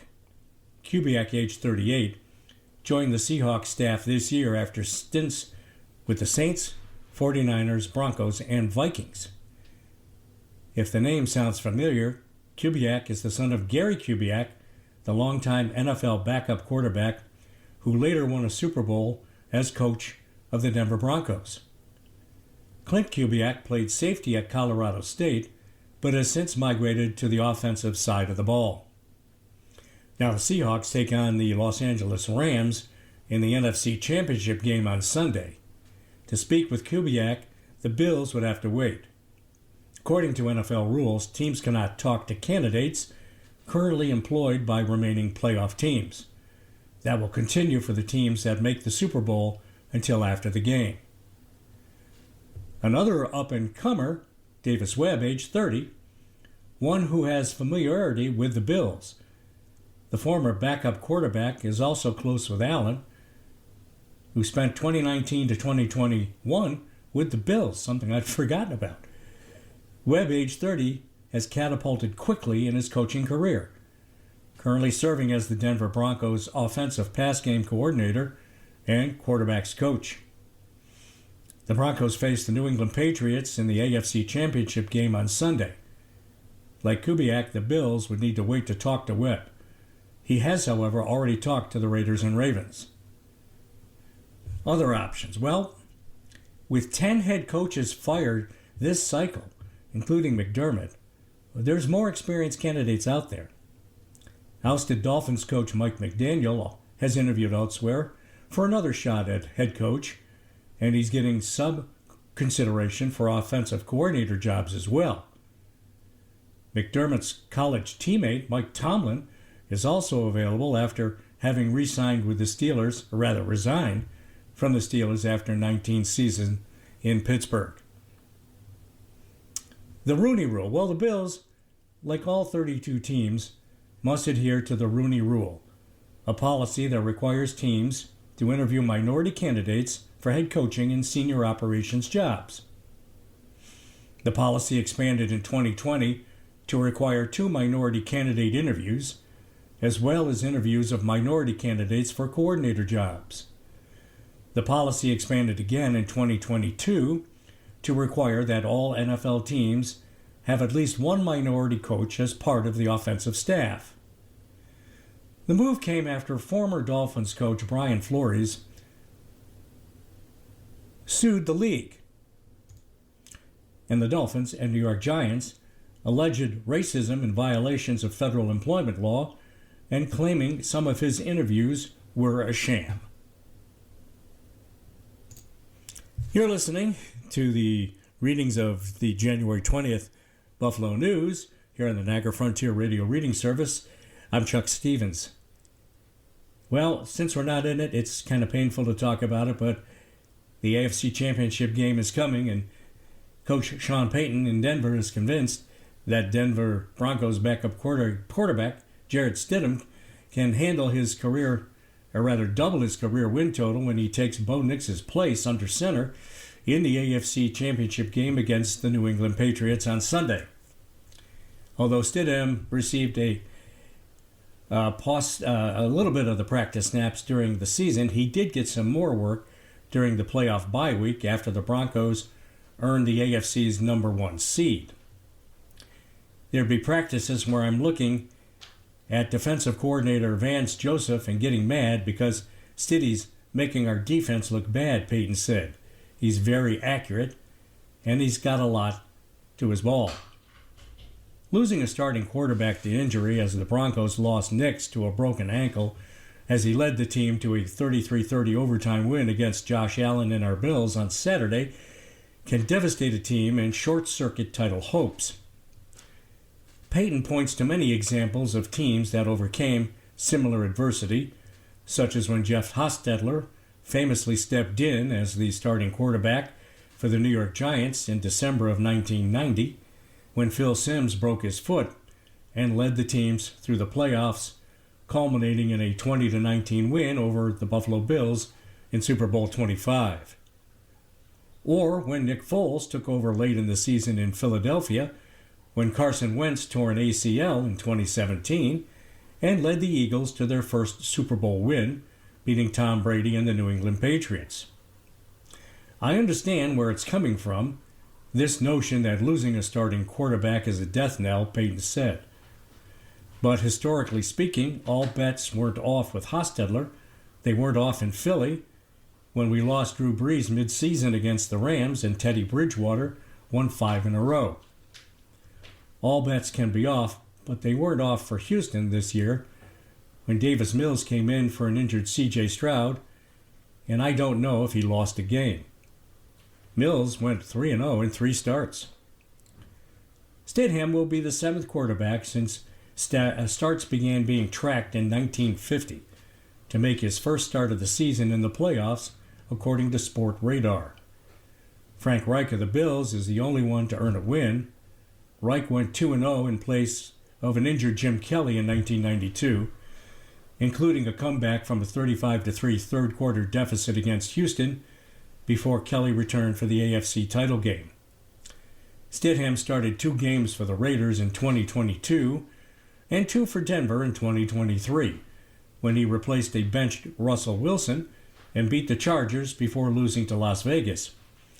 But he hasn't thrown a pass in a game since.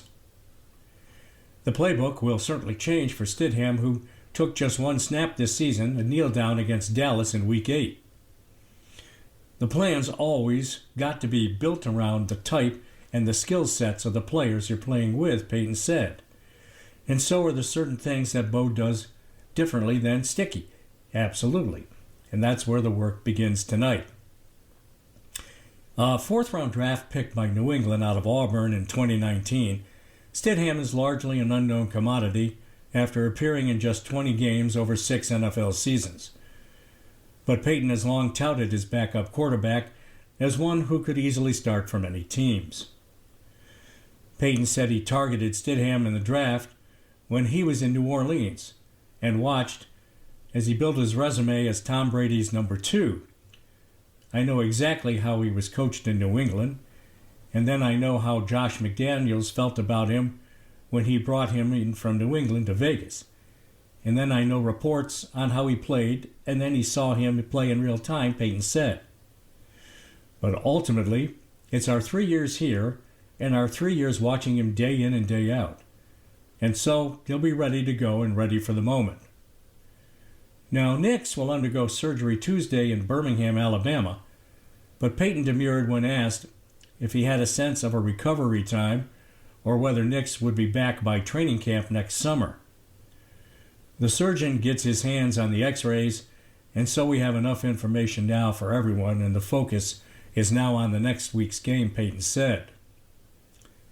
Part of what made Peyton's post-game announcement about Nix's injury so stunning was that Nix didn't leave the game after driving Denver into range for the game-winning field goal for the Broncos' first playoff win since Super Bowl 50. He even spoke with CBS in a post-game interview in which he appeared eager to play in the conference championship. When Will Lutz trotted out for the game-winning field goal, Peyton gave Nix a chest bump as he got to the sideline.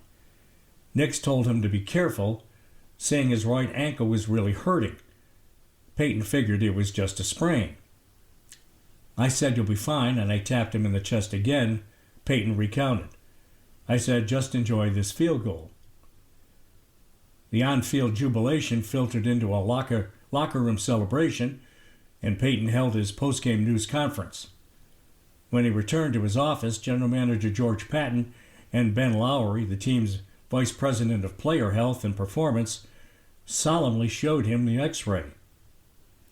Peyton went to find Nix, who was outside the locker room surrounded by family members and some teammates, including Stidham. And I just asked him how he was doing. "Are you hanging in there?" And as I said to you guys last night, this is a strong-minded individual, Peyton said. Peyton is usually loath to discussing injuries, such as those to wide receivers Troy Franklin, who had a hamstring, and Pat Bryant, a concussion Saturday.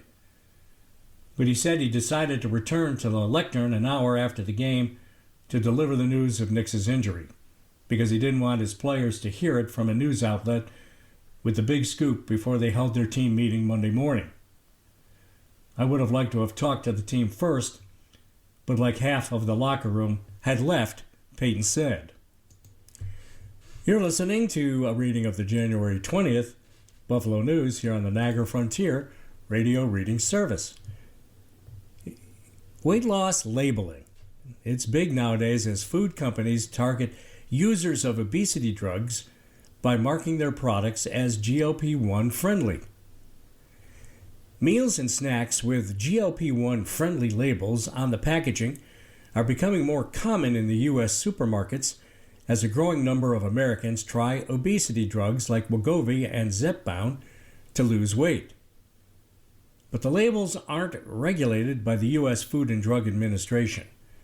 Unlike the popular medications themselves, dietitians say people taking GLP-1 drugs should read ingredients lists and talk to experts about what nutrients they need and that they don't need.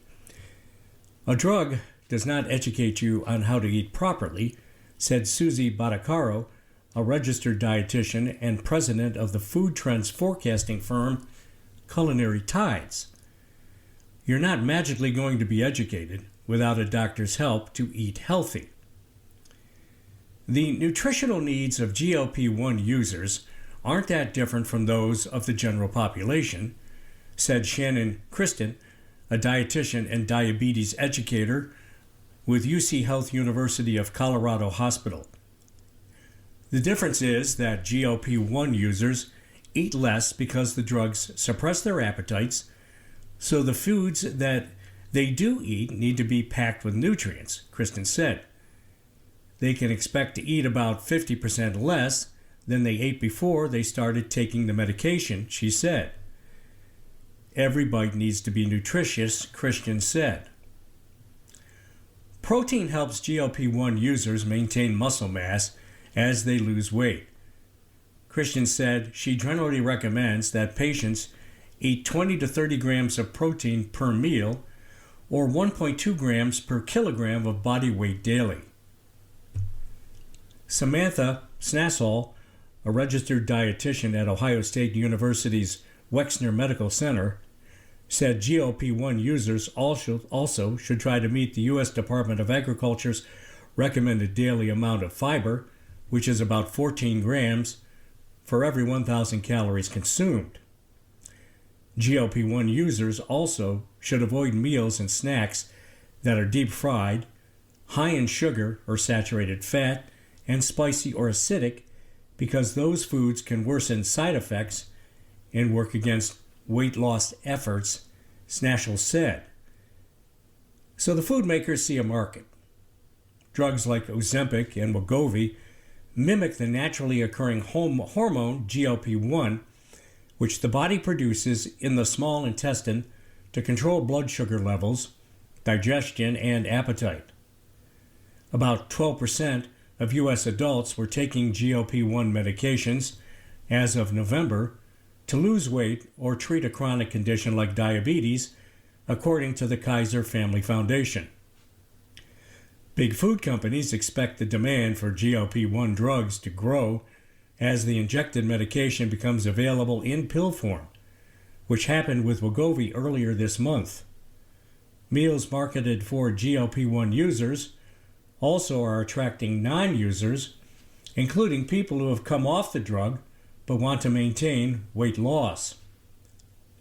Nestle targeted GLP-1 users when it launched its Vital Pursuit frozen meal brand in the fall of 2024.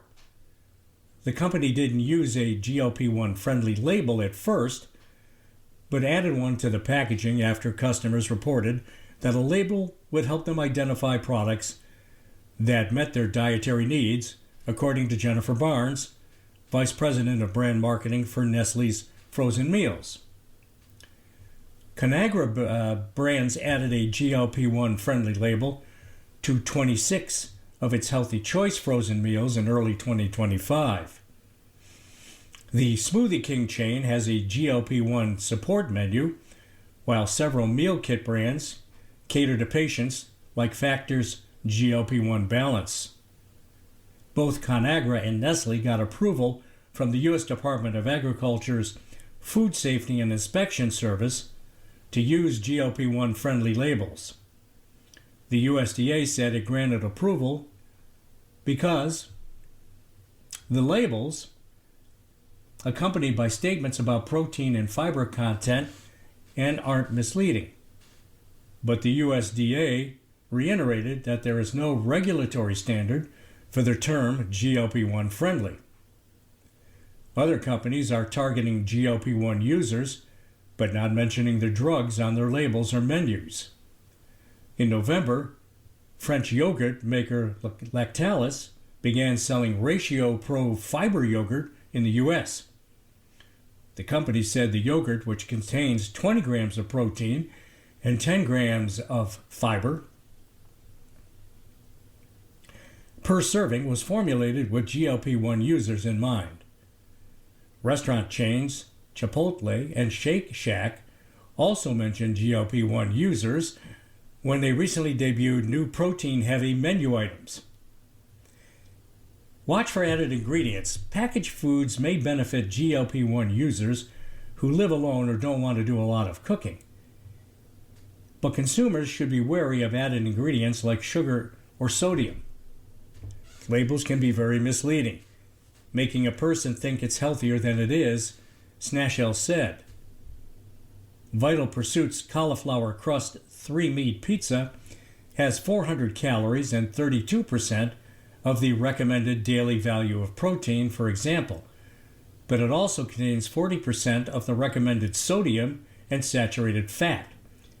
Christian said she advises GLP-1 users to choose foods with less than 10 grams of fat per serving, because fat can worsen symptoms like nausea and acid reflux. The 3-meat pizza has 18 grams of fat. Smoothie King's 20-ounce Gladiator GLP-1 vanilla smoothie has more calories, sodium, and cholesterol than an original glazed donut from Krispy Kreme. Kristen said that if foods are going to be labeled GLP-1 friendly, she hopes they are truly nutrient dense and come in reasonable portions.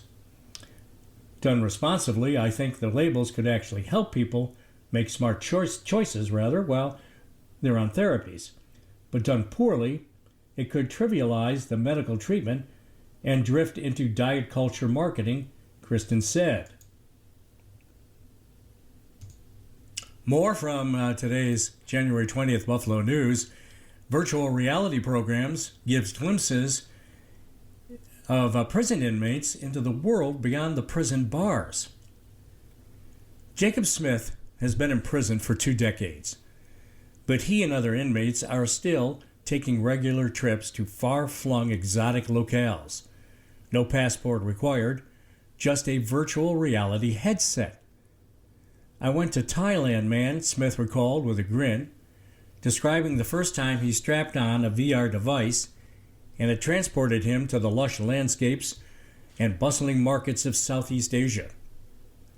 A Los Angeles-based nonprofit brings the technology to California prisons with the goal of providing inmates a brief escape and, more importantly, exposure to real-world scenarios that will prepare them to re-enter society. During a recent week-long program, incarcerated men at Valley State Prison near Fresno sat on metal folding chairs in a common area and were outfitted with the headsets, which resemble opaque goggles. Their necks contorted slightly, and smiles spread across their faces as high-definition video started. Some saw sights on the other side of the globe, including Bangkok, while others experienced more practical scenes, such as job interviews. The men sit across virtual desks from virtual interviewers who are both easygoing and hard-nosed to give them the tools for finding employment once they're released. For a lot of us, the workforce has changed and things are different with the application process, said Smith, who was eligible for parole in 2031 and now volunteers helping his fellow inmates navigate the VR experience. It's a nerve-wracking experience going to sit in front of somebody and telling them why I'm good for the job. Afterward, volunteers help the inmates process the emotions or traumas that bubbled up. Sabra Williams, founder of the nonprofit Creative Arts, calls the VR devices a hope machine. The program stems from a prison arts project she ran that incorporated theater, music, poetry, dance, and painting. Watching incarcerated people become engaged in artistic pursuits made her wonder about other ways to bring the outside world inside. She heard from people who left prison lamenting that technology passed them by. They felt confounded by simple things like pumping gas, checking out at a supermarket, or going to an ATM. And what I hear from them is that it made them feel like they didn't belong, she said, and that they only belong in prison. First, Williams' group dug for footage on YouTube to recreate everyday activities.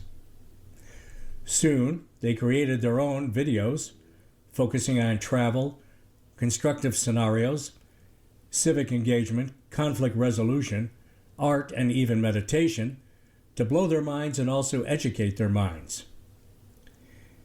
Such technology could have an important role to play in rehabilitation and especially reintegration into society, said Nancy Levin, Dean of Rutgers Network School of Criminal Justice in New Jersey. She envisions people who haven't been in the real world for a long time using VR to act out navigating the DMV or figure out how to take a city bus. Levin also points to research published by the American Psychological Association that found incarcerated people who viewed short nature videos showed reduced levels of aggression and were subject to fewer discipline reports. With a hefty price tag and limited access, Levin worries about the practical realities, such as unintended consequences that stem from those who might be left out of the VR experience. Former inmate Richard first used a VR headset about 6 years ago when the program launched. Since his release, he became a volunteer for Creative Acts. He said he is impressed by how far the technology advanced. He loves watching his fellow inmates use the devices for the first time and then progress as they deal with trauma and emotional issues. You may physically be here, he said of prison, but mentally and spiritually you can actually transcend this environment. Creative Arts conducts the program using 100 Oculus headsets donated by Meta, both in the general population and in solitary confinement. Youth offenders also are eligible.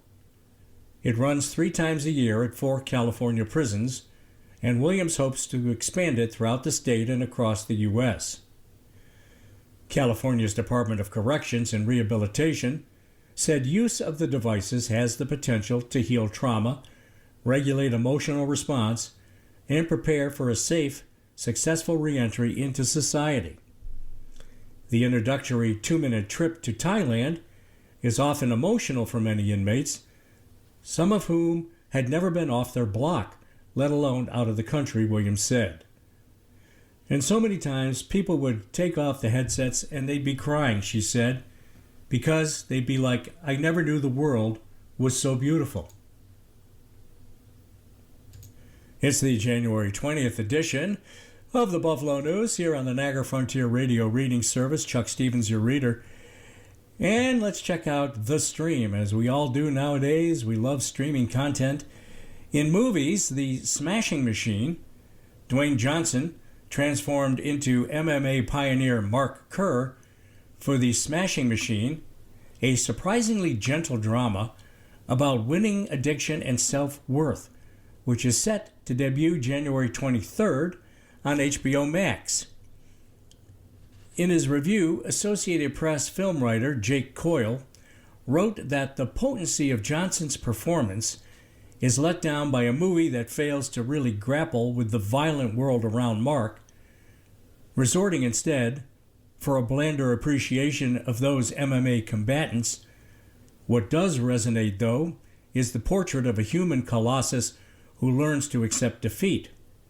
Filmmaker Benny Safdie won a directing prize for his efforts at the Venice Film Festival, though the award season spotlight has shifted to his brother Josh, who made Marty Supreme.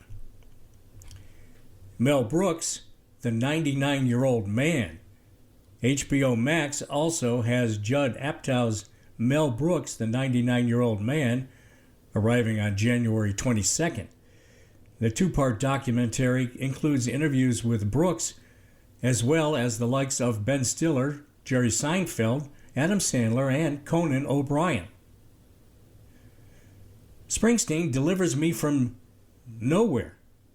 The Bruce Springsteen biopic, Springsteen, Deliver Me From Nowhere, also is making its streaming debut on Hulu and Disney Plus on January 23rd. Written and directed by Scott Cooper, the film stars Jeremy Allen White as the boss during the making of the Soulful Nebraska album.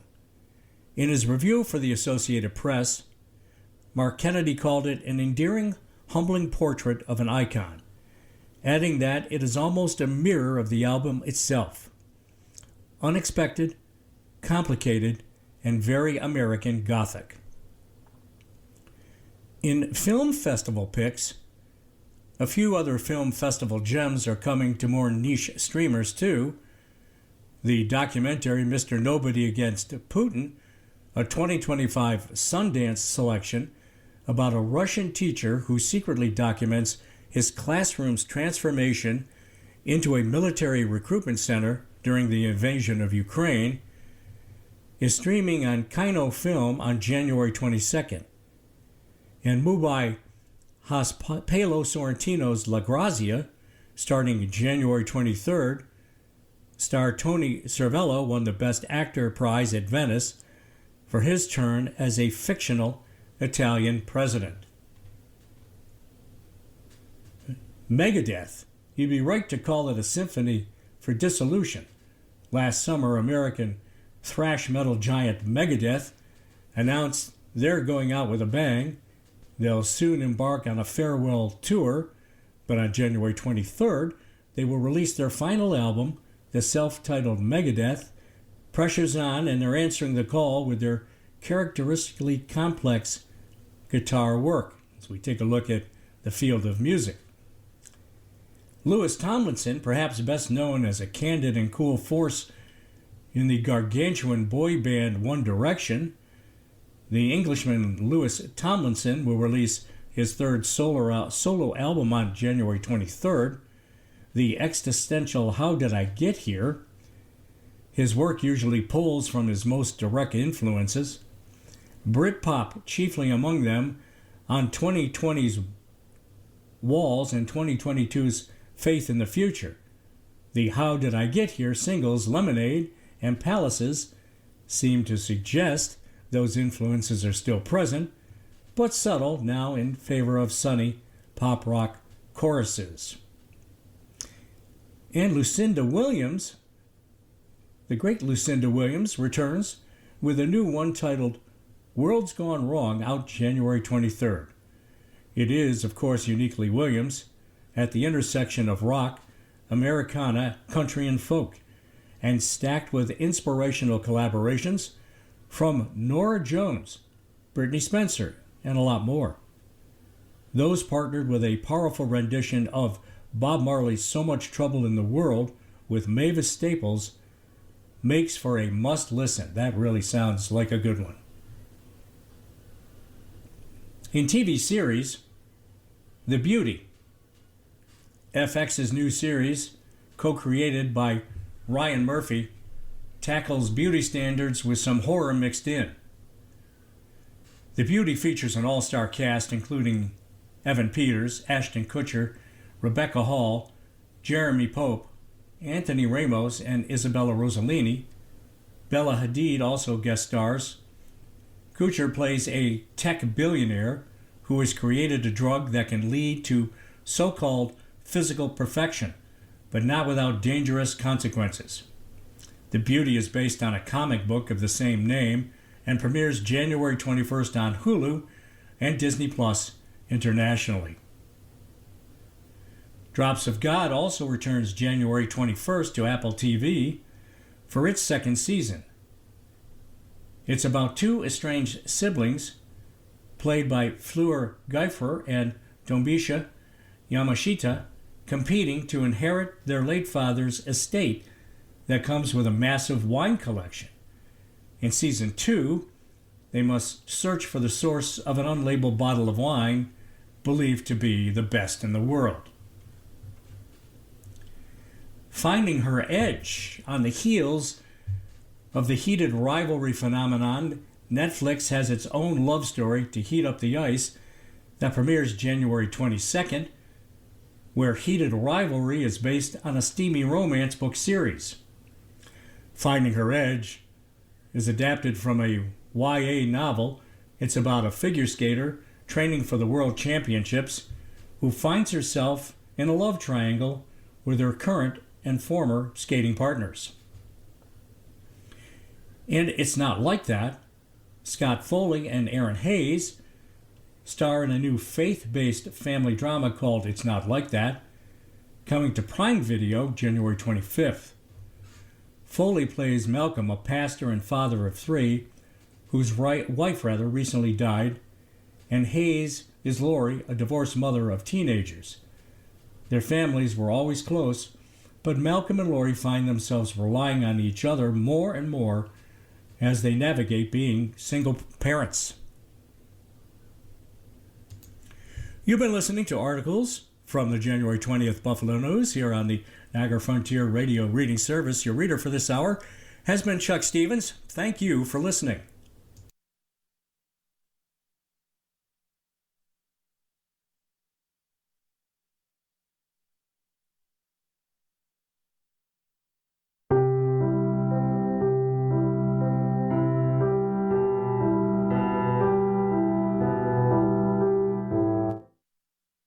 following program is intended for listeners who are blind, have low